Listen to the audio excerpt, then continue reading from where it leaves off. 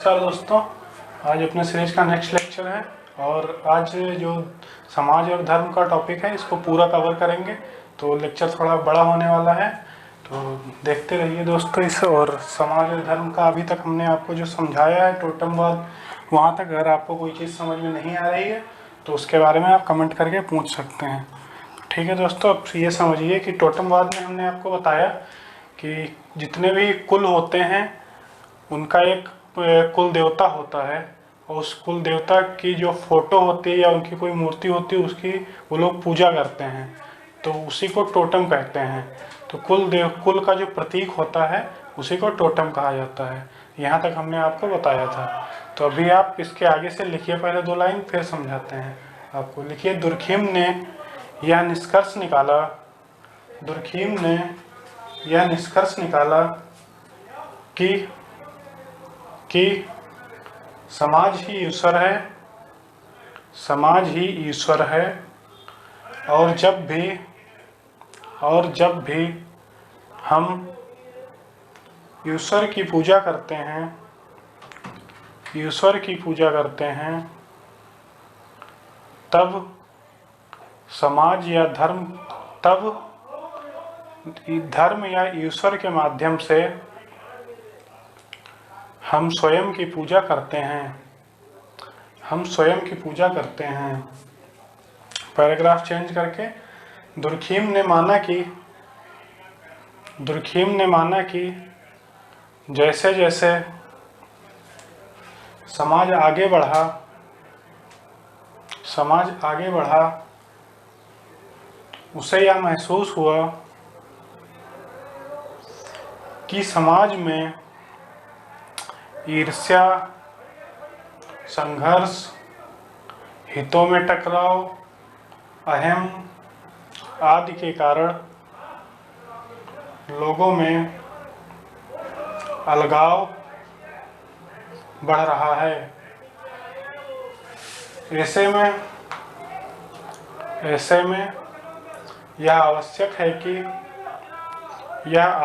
है कि समाज में ऐसी व्यवस्था हो जो समाज को एकता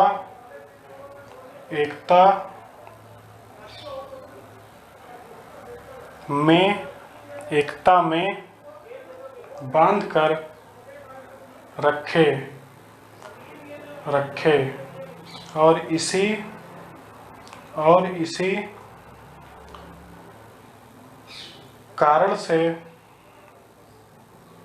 कारण से दुर्खिम ने समाज को दो भागों में विभाजित किया। पहला होता है पवित्र, 2 भागों में विभाजित किया, जिसमें पहला होता है पवित्र और दूसरा होता है अपवित्र।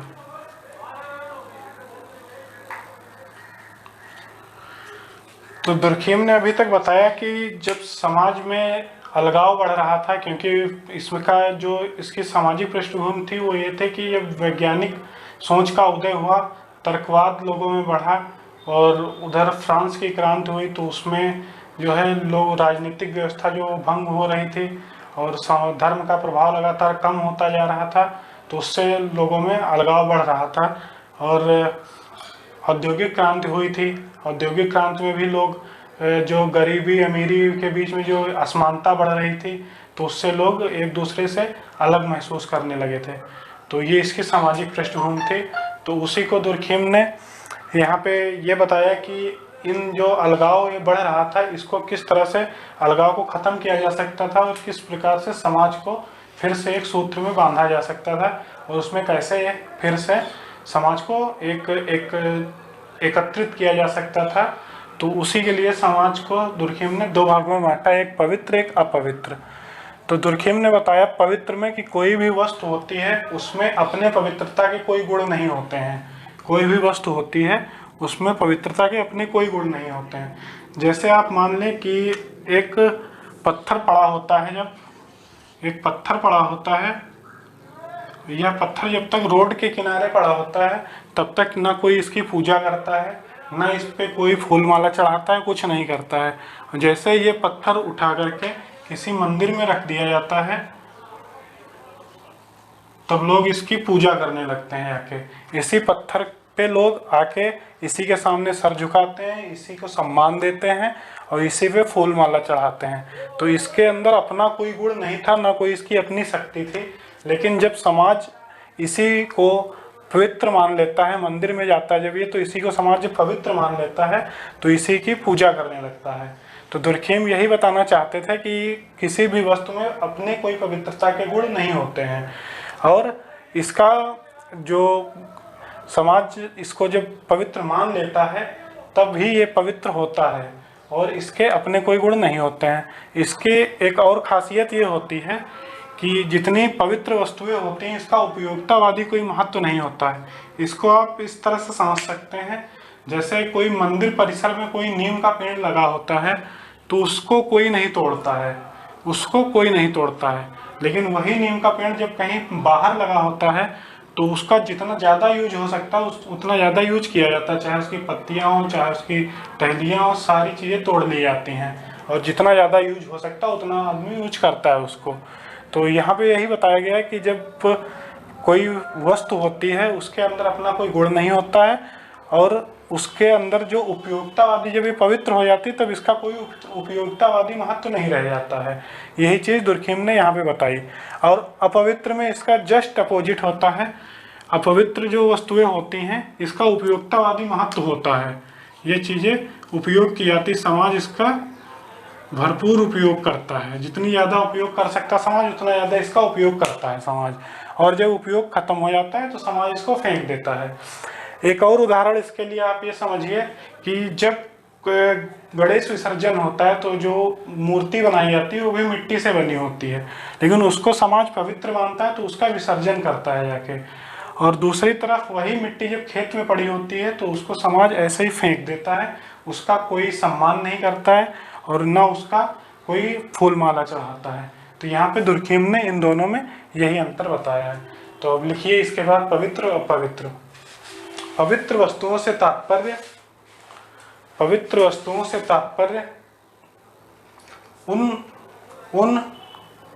वस्तुओं से है जो समाज के सामूहिक विश्वास और चेतना का प्रतिनिधित्व करते हैं। इसमें दुर्खिम ने बताया कि मंदिर परिसर होता कोई, यहाँ पे कोई भी जब फंक्शन होता है तो पूरा समाज एकत्रित होता है यहाँ पे, और जो है ये जो मंदिर जिसको पवित्र माना जाता है ये पूरे समाज की जो सामूहिक विश्वास होता है, इस पे सबका विश्वास, पूरे समाज का विश्वास होता है। ऐसा होता है, सब हर मंदिर पे समाज का विश्वास ही होता है, तभी वो मंदिर माना जाता है। तो सामाजिक जो विश्वास होता है और सामाजिक चेतना होती है जो उसका प्रतिनिधित्व करती है पवित्र वस्तुएं। तो आगे लिखते हैं कि दुर्खिम के अनुसार किसी वस्तु में पवित्रता के गुण नहीं होते हैं, जिसे समाज या समूह पवित्र मान लेता है, वही वस्तु पवित्र हो जाती है। पवित्र वस्तुएं सामाजिक चेतना का प्रतिनिधित्व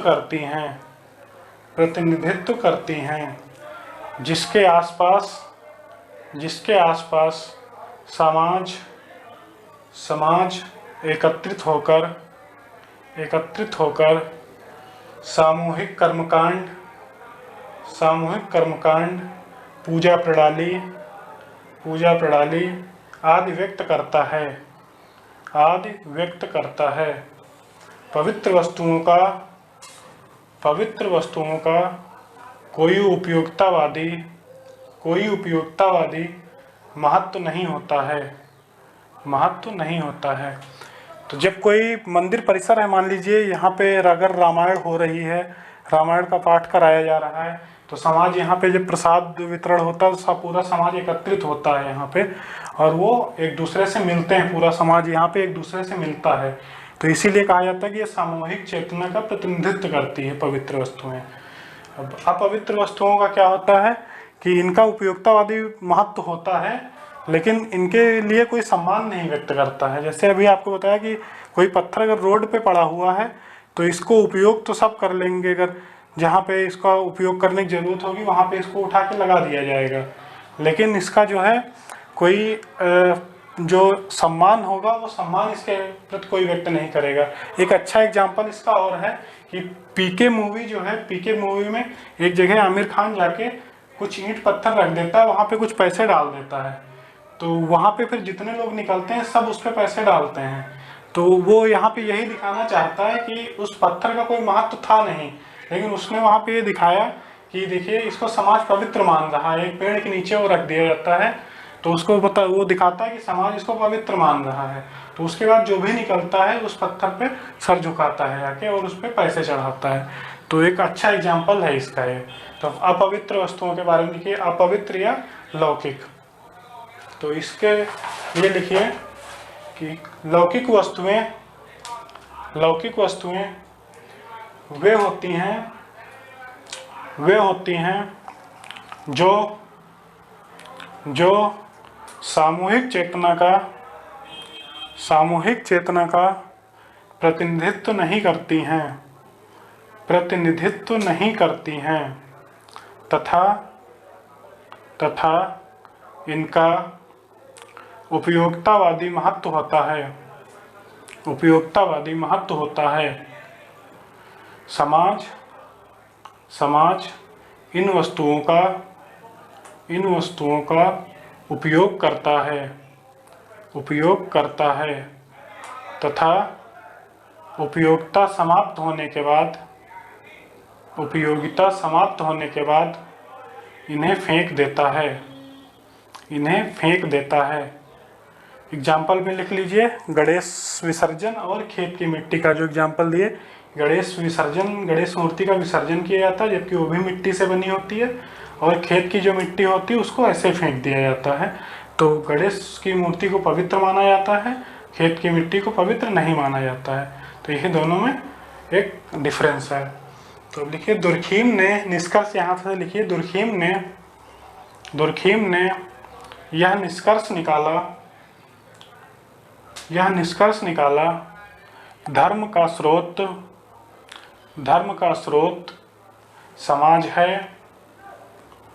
समाज है तथा धर्म के उत्पत्ति का कारण समाज है। धर्म के द्वारा समाज सामूहिक चेतना का प्रतिनिधित्व करता है तथा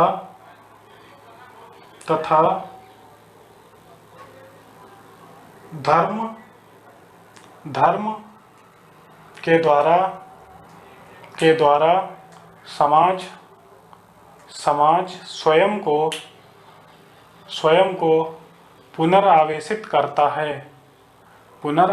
करता है। इसको ऐसे समझिए, जब ईद या दिवाली कुछ होता है, मान लीजिए ईद होता है, तो लोग एक दूसरे के गले मिलते हैं। वहाँ पे बहुत सारे लोग इकट्ठा होते हैं एक साथ और एक दूसरे के गले मिलते हैं। तो एक दूसरे के साथ जब इकट्ठा होते हैं तो उनको अच्छा फील होता है। तो मतलब वो अपनी जो चेतना है उसका रिचार्ज करते हैं, उसका पुनरावेशीकरण करते हैं। ईद होती है, होली होती है, दिवाली होती है, इन सब मौक़ों पे पूरा समाज एकत्रित होता है, तो वो अपनी जो चेतनाएं होती हैं उनका पुनरावेशीकरण करता है। अब यहाँ से लिखेंगे कि धर्म और समाज का जो सिद्धांत दुर्खीम ने दिया, इसकी दुर्खीम के सिद्धांत की क्या आलोचनाएं हैं। तो हेडिंग डालेंगे यहाँ से, आलोचना।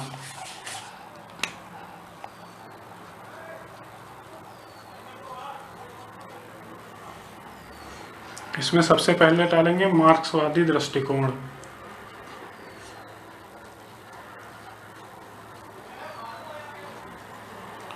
सबसे पहले मार्क्सवादी दृष्टिकोण लिखेंगे। दुर्खीम क्या है? एक प्रत्यक्षवादी प्रकार्यवादी विचारक है।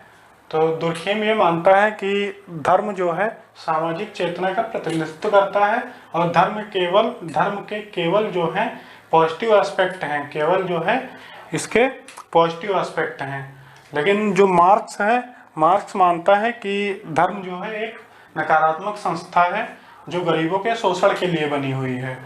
तो इसमें धर्म का ये मार्क्सवादी दृष्टिकोण जो है ये कहता है कि धर्म जो है वो जनता की अफीम है, तो जनता के लिए अफीम की तरह कार्य करती है और व्यक्ति को पता भी नहीं चलता, उसका शोषण होता रहता है, ये मार्क्स कहता है इसमें। तो लिखिए कि दुर्खीम एक समाजवादी, दुर्खीम एक प्रत्यक्षवादी प्रकार्यवादी विचारक हैं जो समाज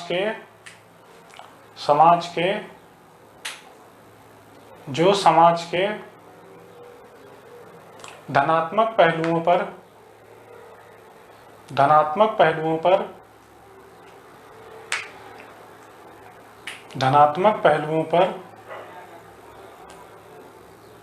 अपने विचार प्रस्तुत करते हैं। धर्म के ऋणात्मक पहलुओं का या नकारात्मक पहलुओं का उल्लेख नहीं करते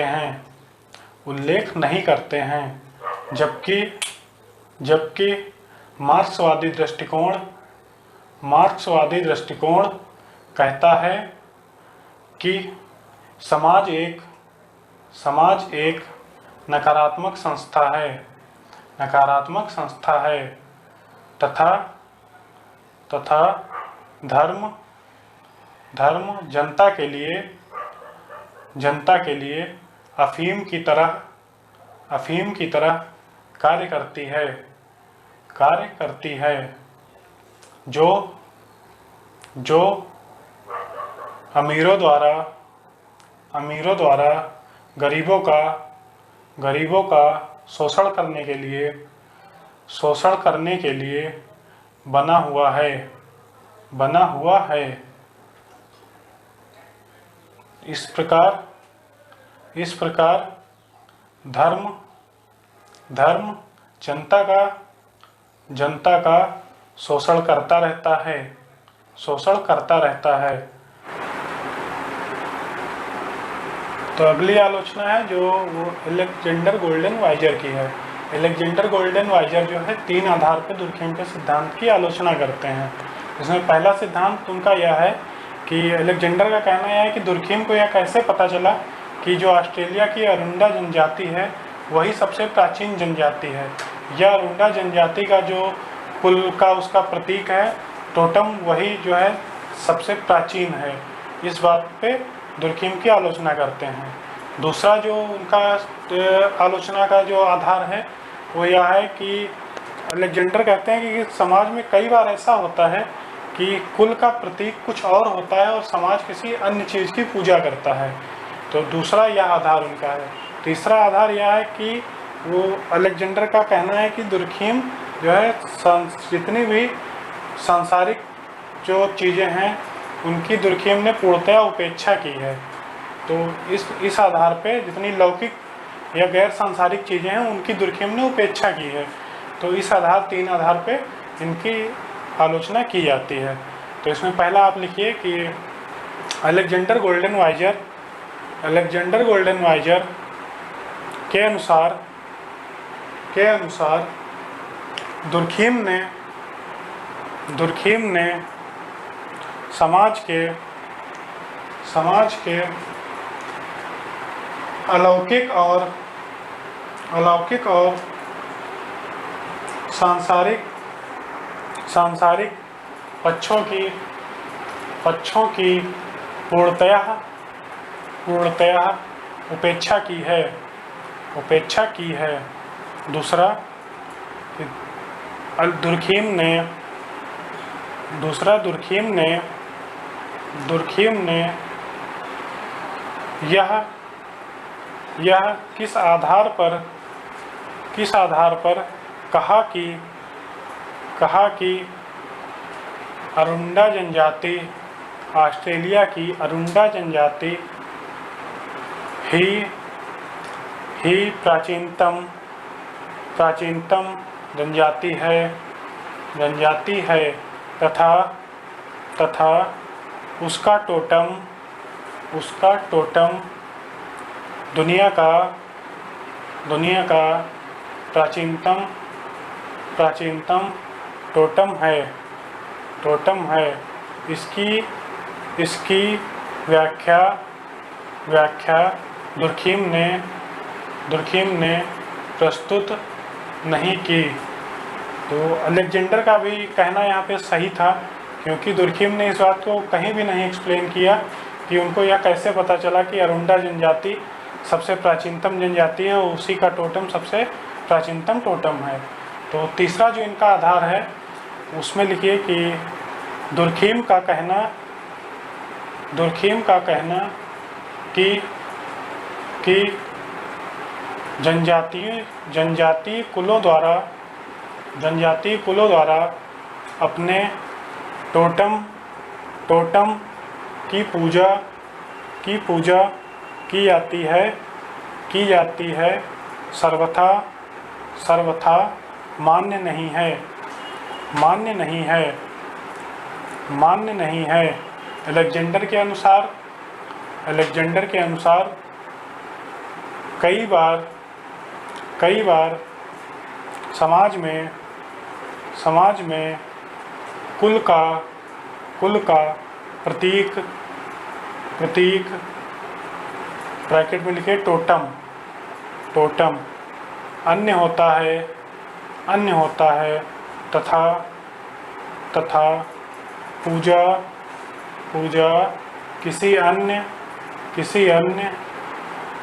की जाती है। इसके बाद जो तीसरे आलोचक हैं, इसके तीसरे जो आलोचक हैं वो हैं एडमंड लीच। एडमंड लीच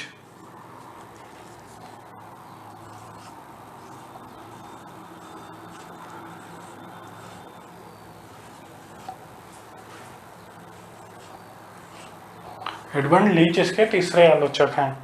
तो एडमंड लीच का कहना है कि धर्म के जो नेगेटिव एस्पेक्ट हैं, जो नकारात्मक पक्ष है धर्म का, कि अंधविश्वास लोगों में ज़्यादा बढ़ता है, इसकी वजह से छुआछूत की भावना बढ़ती है धर्म की वजह से लोगों में, और जो उनका आपसी जो टकराव होता है धर्म की वजह से, जो उनमें नफरत फैलती है, जो रूढ़िवादिता फैलती है, इसका दुर्खीम ने कहीं भी इसका जो है व्याख्या नहीं की है। इस पर कहीं भी दुर्खीम ने अपना तर्क नहीं दिया है या चर्चा नहीं की है।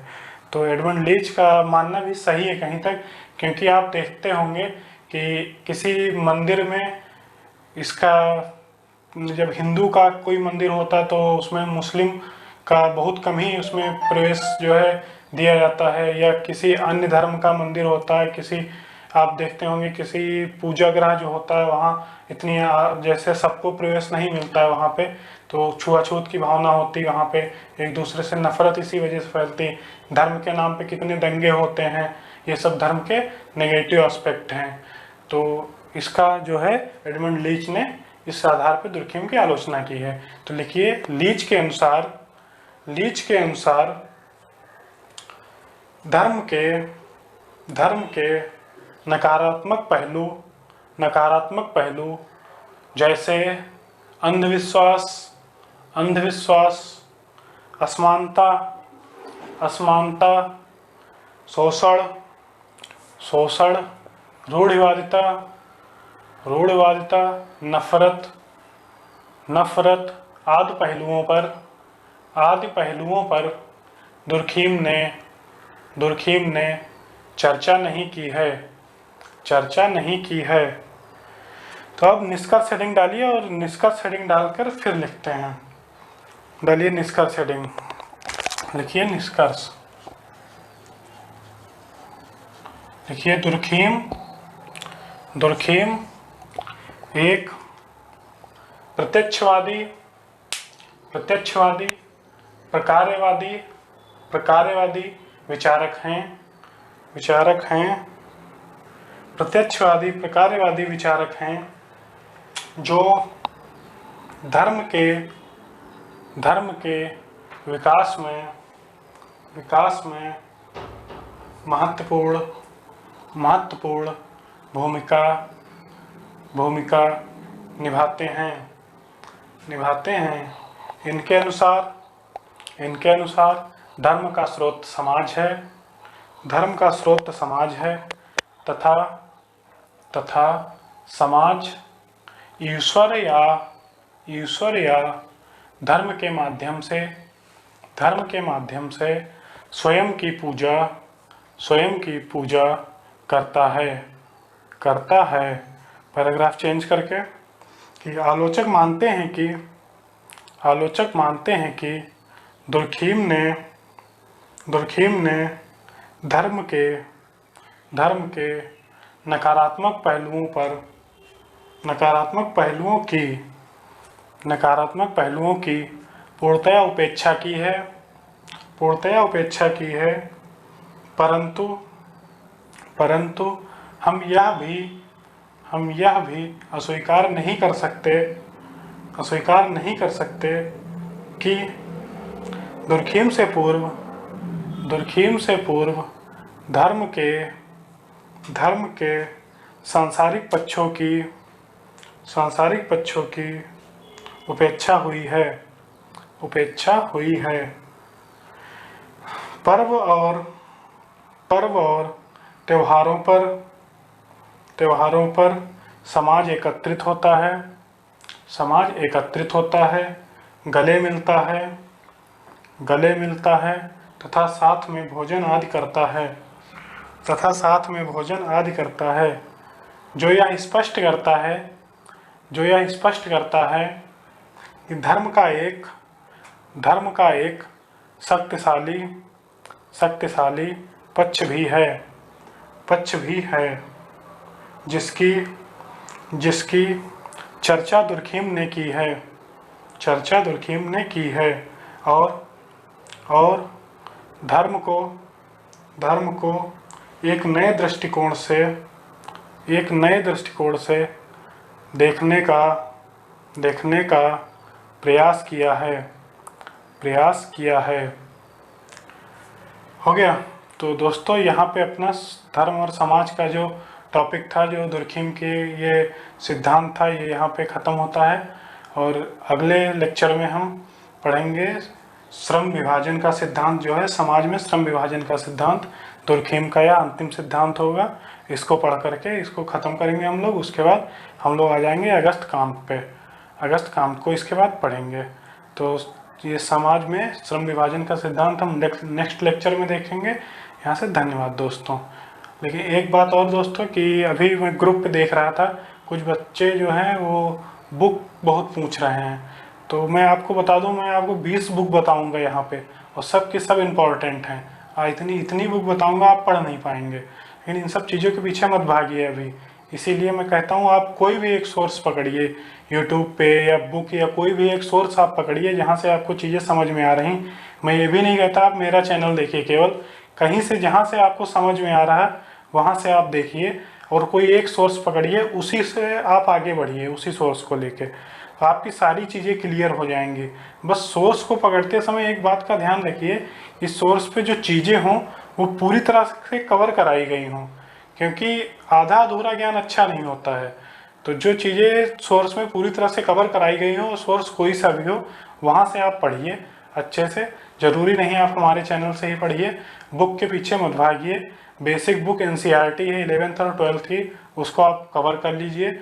उसके बाद टर्मिनोलॉजी के लेक्चर मैंने एक लेक्चर डाला था बीच बीच में, और जो भी मुझे इम्पोर्टेंट लगेगा उसका मैं टर्मिनोलॉजी में मैं उसको डाल के और एक वीडियो और दे दूंगा। इस तरह आगे 1-2 वीडियो जो भी होंगे मैं दे दूंगा आपको, तो टर्म आपके एकदम क्लियर हो जाएंगे। फिर आप जो भी बुक पढ़ेंगे वो आपको समझ में आएगी।